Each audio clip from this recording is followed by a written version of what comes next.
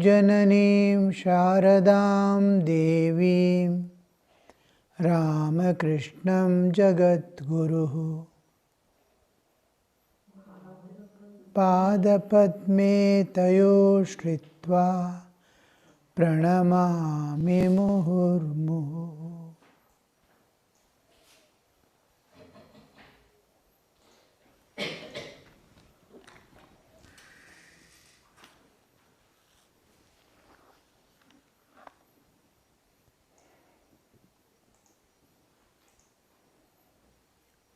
To meditate, you should withdraw yourself within or retire to a secluded corner or to the forest. And you should always discriminate between the real and the unreal. God alone is real, the eternal substance, and all else is unreal, that is impermanent. By discriminating thus, one should shake off impermanent objects from the mind. Yesterday we saw in detail what does it mean and how to do it. M. How ought we to live in the world? The next question comes from our early life. The karma theory, which is taken as the absolute fact, has been infused in our minds that each one has to reap the fruit of his own karma.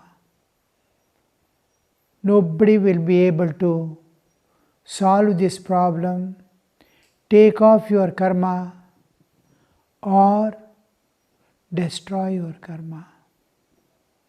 Good for good, bad for bad. The results you alone have to reap. Many times we speak harshly, thinking that we have done something good, great, but it binds us by karma. We don't know the magnitude of that karma, when, how its fruit is going to come, and where and how I have to suffer. We don't know. Similarly, when we serve someone, make others happy, we reap the similar fruit of having given happiness or joy to others. Beyond the two, the good and the bad, the right and the wrong, stands the spirituality, the divinity of man. The spiritual is beyond good and bad, because it enters into eternity, eternal. All other, whether it is punya or papa, merit or demerit, it's a short term. The sukha or dukkha comes and goes off. But the eternal is beyond sukha dukkha, everlasting peace and everlasting joy, bliss without its counterparts, suffering or bondage. So it is total freedom from nature forever. So this understanding how to live in the world, how to live in the world means without getting affected by the actions that I do and the environment in which I am living. I am constantly being tossed in the world by the environment, and I go on getting tossed. Somebody says something happens, and everything is affecting me. How to live in this world? Not to get affected by the actions of others and the environment, which is situations and circumstances that are around me. And I also, whatever I do, I should not get the fruit of that action. It must get dissolved. One thing we must remember here is kartavya. The duties of life will never become karma. If you don't do the duties, it becomes karma. Though you are not doing anything, still you have to reap the fruit of having not done your duty. You have a child which is growing up and it makes importunities, demands, and gives lot of problem. So I have to chasten that child. I want to beat it, give a rod. Then I will not be punished for that. It is my duty to chasten that child and see that it goes in the right path. But if I do it because it is going to give me pain and suffering, not as a duty, he is giving me pain and I am reacting to that, constantly has become a problem for me. So I beat, then the child revolts. I will do, what will you do? Because I am doing that act of beating because it is giving me pain, not because the child has done something. The child's doing is affecting me, so I am giving. So the child revolts. Suppose I beat the child for having done it with the idea that where he will be later on in his life, what would be the consequences, how the others will feel, how the others will bear this act. He should not do it. For that, when I do, the child keeps quiet, doesn't revolt, but silently goes away, showing his face alone with ugly terms, and then goes away. He will not do the mistake in my presence. Behind me in my absence, he will continue to do the mistakes which he doesn't want me to know. My father knows, or me, my guardian knows, he will beat me. I have to do without his knowledge. See how my intentions are affecting the child and child's reaction to my intentions. Suppose the same thing, I am going to beat that child for the reason that he must come up nicely in his life. He must bloom to the fullness and give light to others.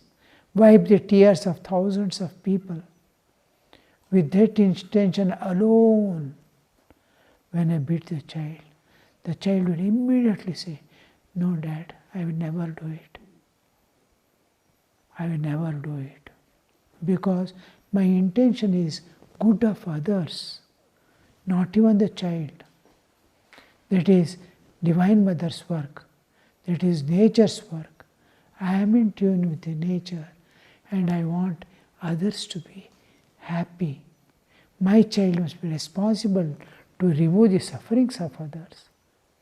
I have given birth to this child and it is my duty to see that the world is benefited by my act of giving, having given birth to a child.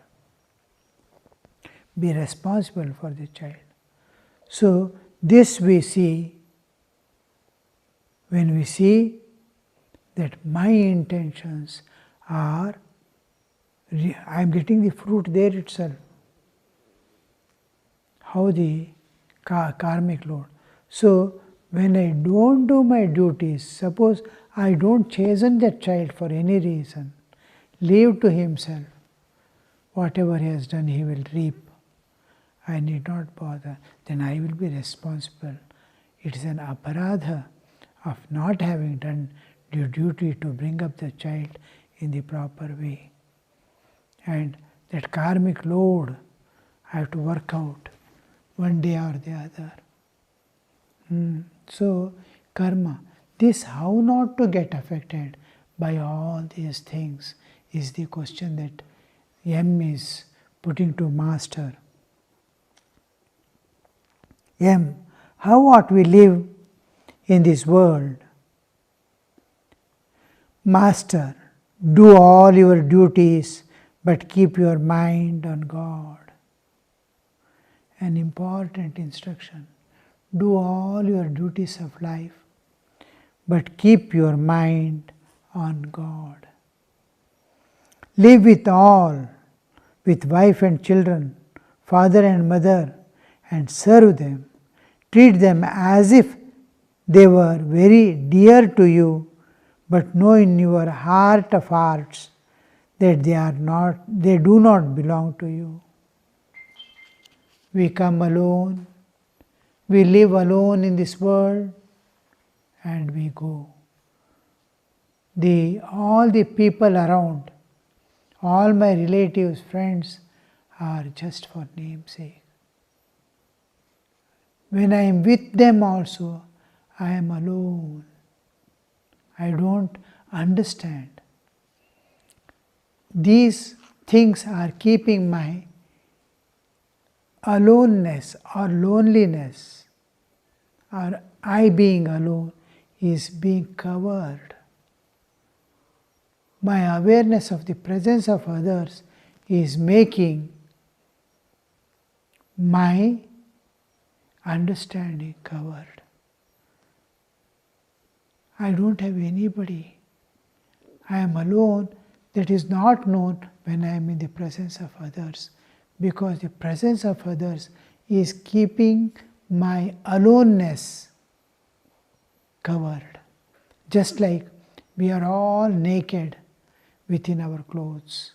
The clothes are not removing our nakedness, it is covering our nakedness. That's all. And within the clothes, we are all naked only. The nakedness we are covering. Like that, here we are covering our aloneness by the presence of others. One day, all will fall off. When I leave my body, I will know. When I am sick and bedridden, nobody to give water, then I will know. Wow, I have been alone. When old age comes, when all desert us and go away, then we will know that I was alone. I was never with anyone. So this aloneness is that you must remember always. God alone is mine. I am alone. We are all traveling alone. Now and then we put on a body, throw it away after some time. Go ahead, take another body. We don't know where we go, how we go, what will be our state with or without body. After leaving this body, till we acquire another body, what will be our state, we do not know. How that loneliness will be experiencing.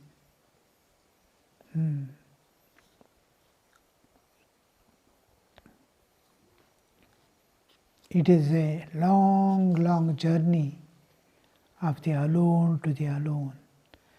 Alone is, I alone is with small letter A, and The God alone is with a capital letter A.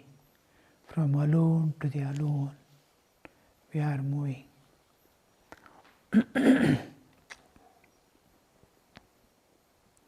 Do all your duties, because otherwise it will become karma. You have to reap its fruit of not having done your duties. So do your duties. You cannot avoid, you cannot escape, you cannot run away from the duties. Arjuna wants to run away from the war field. Krishna says, no, you can't. You are not come to the stage of that evolution that you can leave the karma and go away, duties and go away, responsibilities. You can't shirk off the responsibilities that you are shouldering because of the problems or any reason. You can't. You have to discharge your duties. So when a person in ecstatic state of God, ecstatic state of love of God, is not able to do the duties, then God will take His responsibility and fulfill all the needs of his life. Suppose there is a daughter, unmarried and grown up, it is God's duty to get her married. If I am in ecstatic state of love of God and I am not able to do the duties of my life, which saint's life? Gujarat. Nursing Suppose there is a loan, God has to repay. Because you are not able to take care of yourself, how can you repay? And in thought of God you are not able to do. So God will take the responsibility and repay the debts of his devotee. So till then you will have to do your duties, but keep the mind on God. Mind need not be kept on God. Because God is our indweller, who stands behind the mind and directs the mind. Till we recognize that, we objectively view God and try to keep the mind on God. One day the mind dissolves. The mind which has created God and the indweller become one. Amanaska. He becomes, mana will drop away. Till then, we objectify the God within us, view the God externally. We see God in an image. We see God in an object. We see God divine somewhere and worship. Our mind. First, we create the God, and that God who has created us, created by me, gives me mukti.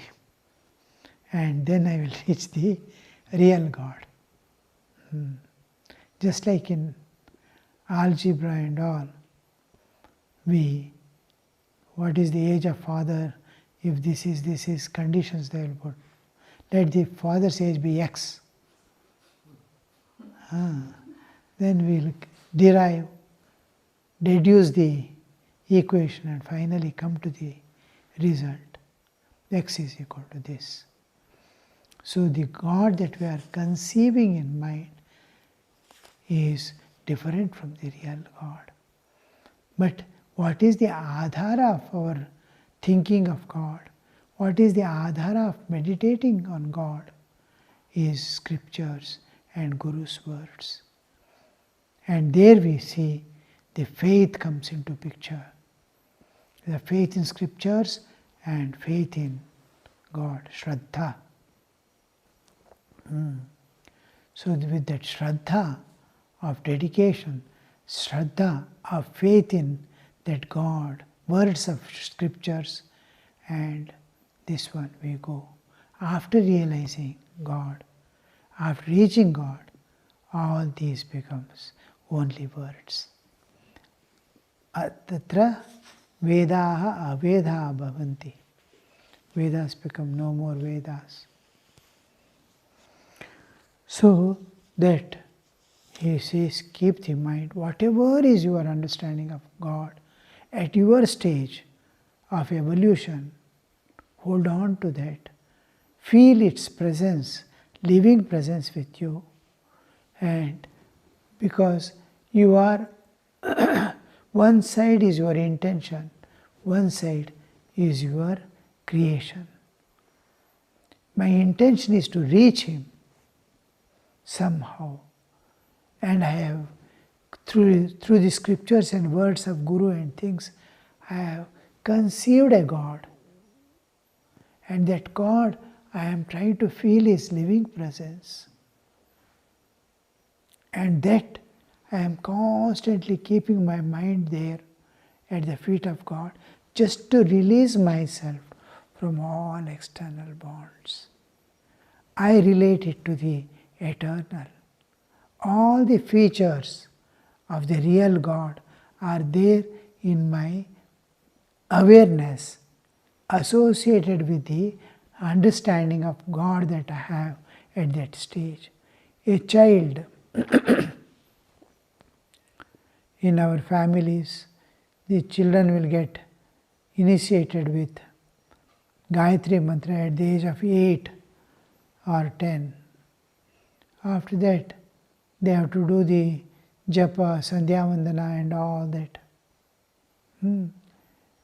If you ask, what are you doing? You say, I am worshipping God. He does the daily worship of God. He does the japa. You ask him, what does he mean by God? He has an understanding of God. God is so and so, such and such. That goes on changing as we grow. But then, we move towards the reality through spiritual life, spiritual struggle. Through the spiritual struggle, we evolve spiritually. And the understanding of Jiva, Jagat and Vishwa, Jiva, Jagat and Ishvara, the three entities with which all the philosophies deal with, Indian philosophies deal with the Jiva, Jagat and Ishvara, the individual soul, the cosmic existence and the all-pervading reality. It's understanding of God, understanding of Jiva, that is myself, and this world goes on changing as I evolve. They become closely associated as I evolve. And finally, I see they have become one. There were never three entities. I was seeing the three entities because of my identification with this body. Because in and through body, I am viewing, it was looking three different. When I grow spiritually, become a spiritual entity, independent of body and mind, the body and mind enters back as a collective whole of the cosmos. Then I see the Vishwarupa of God, the cosmic existence. There I see, there were never three. Jiva and Jagat and Ishvara. God alone was there. It was appearing as Vishwa. It was appearing as Jivas. And it was appearing as God. They become one homogeneous existence, seamless existence. There is no division. Like space, Akhanda Satchidananda. That reality, that is the final understanding of God. Beyond that is Brahman, the absolute existence. We move from the individual existence, Vyashti Chaitanya, to cosmic understanding of Samashti Chaitanya. Then from Samashti Chaitanya, we move to the Shuddha Chaitanya, the absolute existence, Brahman. The whole universe is relative existence. There are two existences, the absolute and the relative. The relative, the universe, millions of universes appear and disappear in that infinite eternal existence. This is limited by time and space. That is not limited by time and space.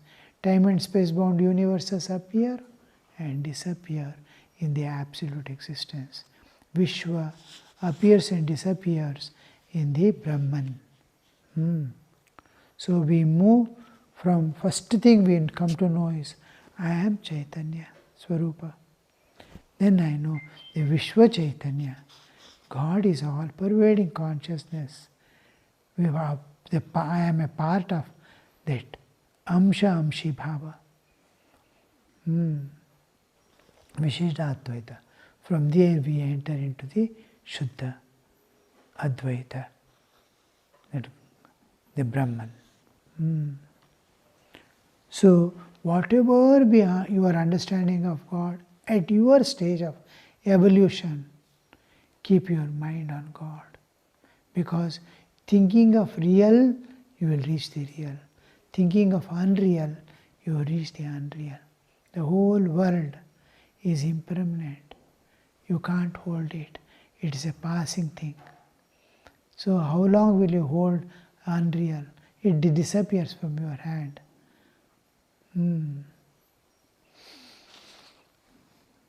It appears to be there. Tottillina Shishu Mayavaitu Hari. There are many more things in that song. Marada Kelage goes and sits. The tree itself will start slowly leaning on that person. Goes to fetch the water in the well. Well, water disappears. Baridaitu Hari. So, like that, whatever you see, whatever you try to hold, it disappears. I want to have a child, one day the child disappears. I want to have anything in this world, whatever you want to possess, it will disappear one day. Be aware of that disappearance. So keep your mind on the God.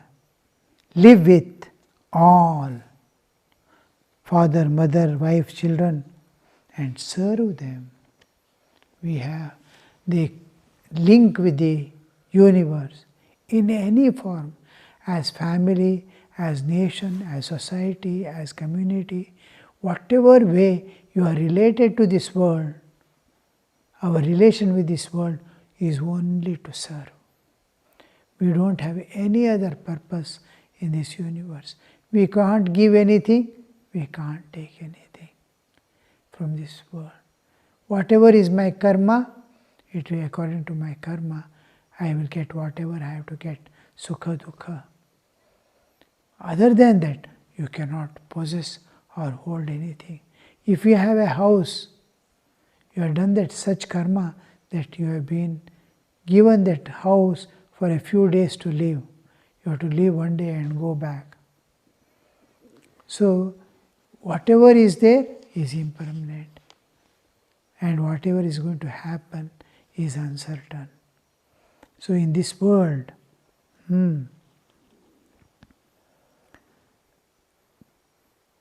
perform all duties, live with all others, but serve them. You have only right to serve. You cannot have any claim that it belongs to you. Nothing belongs to you here, including the body. You have to leave and go away. Mine, I, mine, and for me are the Maya, which is not there, but we are seeing. Om Shanti Shanti Shanti Harihi Om Tat Sat Shri Ramakrishna Arpanamastu.